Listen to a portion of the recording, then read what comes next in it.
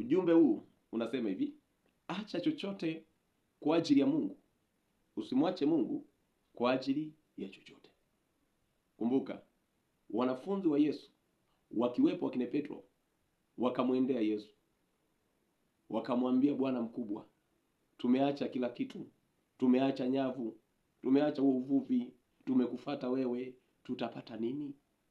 Yesu majibu yake yalikuwa ni kama ifuatavyo.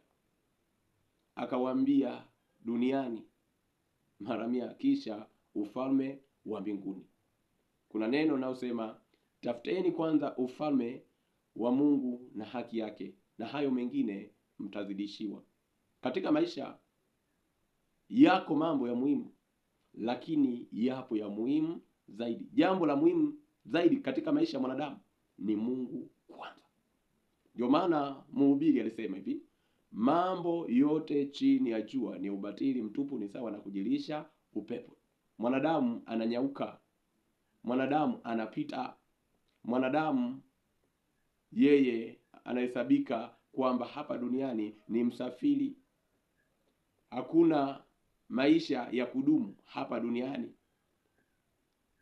Maisha ya kudumu ni yale ya umilele. Na ndio maana Yesu Kristo akasema, tafuteni kwanza ufalme wake.